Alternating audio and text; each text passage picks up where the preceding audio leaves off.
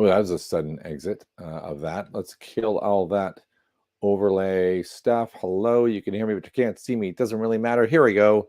Hi, my name's Steve Shiger. This is another BeerNative beer review. It is my birthday today. August 7th is my birthday. Thank you. Okay, thank you if you're watching this now or in the future. Thank you. I'm going to be reviewing a beer that I wasn't expecting to be doing. I had a few lined up. I'll show you what they are. I was a little, I don't know, uncertain about those ones. And then by some kind of bizarre karmic intervention, I came upon this one. So enough jibber jabber. Let's do the little intro thing. Okay, it's in the fridge. Let's give the honorable mentions. I got a whole bunch of very weird beers last week for a variety of mishaps and reasons, right? And one of them, which was super strange, I was going to do, and I still may, because it's going to go back into the fridge. I don't dare touch it. I can't figure out how I got it. Oh, is this one. I just came back from Spain, and I've got this horchata. Horchata is this kind of sickly cinnamon vanilla milk drink you can get in Spain. Maybe get some churros with it. Someone gave me that, and I'm just curious to see what it's like. So I might review that, but it's a bit intense for a day like this, right? And the other one I was going to do, but it's discontinued, and it seemed pointless, but I really want to show it to you, is this Game of Thrones, The Keller of Denmark. Was it Night King Double IPA 8.2? But look at the art. Always counting them. Like, great stuff. So maybe for a future episode, that's going to happen. The one I'm doing today, and thank you for being here, is this old gem. Now, you're probably thinking, Steve, that's not particularly new or innovative. It's been out for a few months or so. Yeah, I know.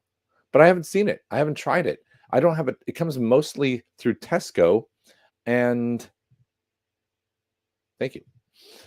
It comes through Tesco. I don't have a Tesco anywhere near me. I have a Sainsbury's. Sainsbury's selection in my town is crap.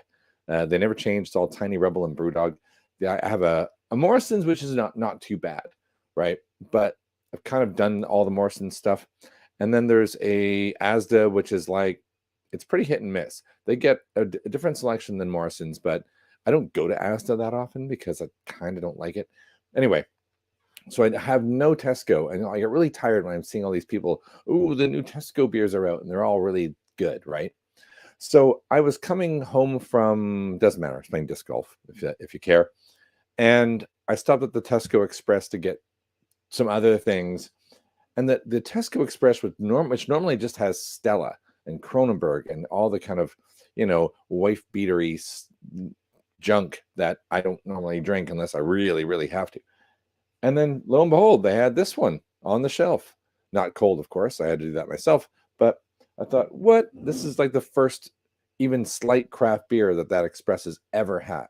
And I was like, okay, I know I've seen this one before. And the reason I've seen it before, and let me show you if you want to get to know other reviewers, is because of everybody I know who does reviews. Oh, there's me right in the middle, even though it hasn't happened yet, has done it. So like there's this person, who's this? Scott and Wanda, they do reviews, and it's banging. Like they make the, I don't understand how they do when I do my reviews, it's like a reaction video.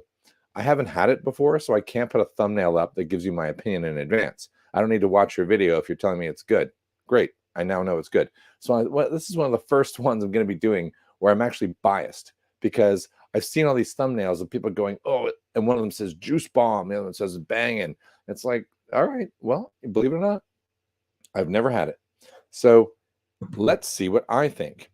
What is exciting about it is the hops. And I have a microphone, and it always gets in the way of me doing things, except typing. You're probably not supposed to drink beer in front of your work computer, but I do it all the time. So it's Faith in Futures. What does that mean? That's a foundation, pardon me, set up by Northern Monk. They usually collaborate with something. In this case, it's SKGN, and I'll show you what that means as a collaboration. You're probably used to thinking collaborations are always other breweries, and they are not, in particular with Northern Monk. Pretty pale. I don't know if that comes through on there. Yeah, it does, actually. It's very lemony looking, right?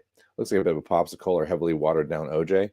Not the most appealing in color and froth, but still looks nice. Let's give it a little smell. Now, the hop variety is Azacca, which is known primarily for Stonefruit, and Sabro, which is a bizarre one that I have a tendency to get parsley or mint from. And of course, pine and citrus in there, so you're going to get the puniness associated with that and the usual citrus. So I get the Azacca right away. So it is double dry hopped, so I'm going to get I would hope to get a bounty on the schnoz. And I do. And actually, it smells a little on the boozy side. It's got kind of this thing of orange juice been left too long. Maybe that's because I made the comment about orange juice, but you ever leave orange juice in the fridge for like a year because it is at the back and you don't dare touch it? But it doesn't smell too bad. You just don't want to drink it. That's nice. So I'm getting primarily stone fruit in the nose. So let's give it a little sip, and then I'll give you a little bit of background.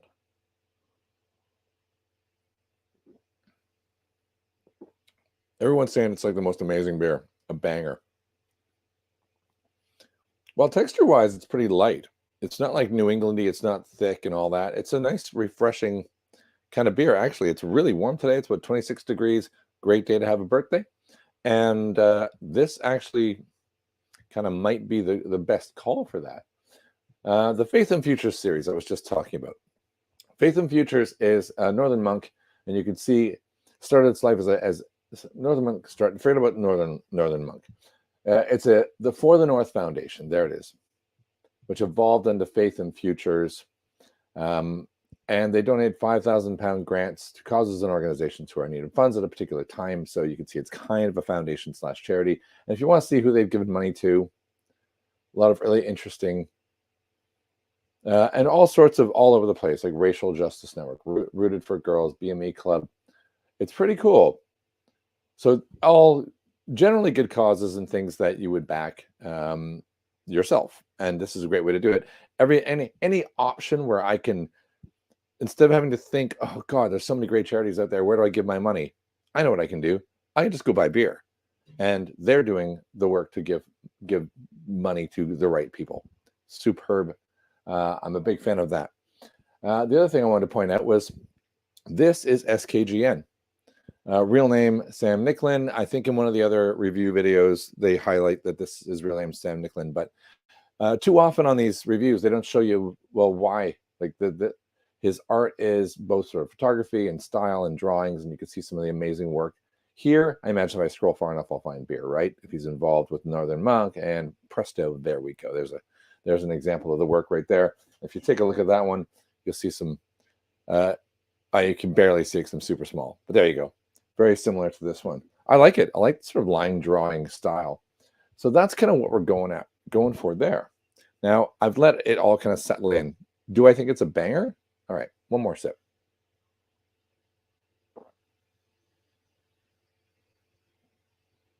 Yeah, you have to wait for me to swallow it. Sorry. I don't know if I'm going banger on it. Like, it's good. It's a good beer. It's not too offensive. The hop variety is pretty solid. So you still get all the stone fruit on the nose, you know, like as the beer approaches, you kind of get that, ooh, I want more of this, because it tastes like a juicy peach, right? And so, and as you get it, you get a little bit of the citra across the palate, and then it finishes off with the Sabro. You get that sort of cooling mintiness that I associate with parsley. It's pretty much doing what I would expect. I'm not going to start deviating. I see people do reviews. Actually, it's one of my little pet peeves of other reviewers. And I know I do this occasionally, when you never really lock on and they just start rattling off bit of stone fruit, and they're like touching their head. Oh, bit of this, bit of that, bit of passion fruit, bit of this. Like, it's like, yeah, okay, come on. You do a review and you say every possible flavor that could ever be in the beer, then you can never be wrong. I'm just calling a pretty good solid stone fruit with a sort of watered down citrus in the background that's sort of carrying the bitter, and then it finishes cool, man. So I think that's pretty good. It's unique for sure. It's not a juice bomb, though. I mean, I'm totally disagreeing with that.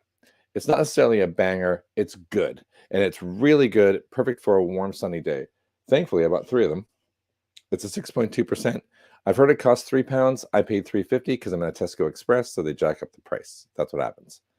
Otherwise, though, I think I have my next 3 beers all lined up. All right, I'm going to sign off now. Thank you for watching now. Thank you for watching in the future. If you're not subscribed to my channel and you just stumbled upon this because you found this beer in Tesco and you, like me, are the only person left on the planet who hasn't already had it, awesome. It is pretty good. Buy a bunch, try and get it on sale. I don't think it's like going to be my favorite. I think if I were to compare it to another Northern Monk, I think is better. Transient, you can get that at a Morrison's. I think that's a better beer. Close to 7%, but you know what I mean? There's a fine line. It could be personal taste because that mintiness is kind of, it's weird for most people, right? All right, that's the end. And I'm going to sign off. Thank you for watching. Let's do the closing and like and subscribe. Bye.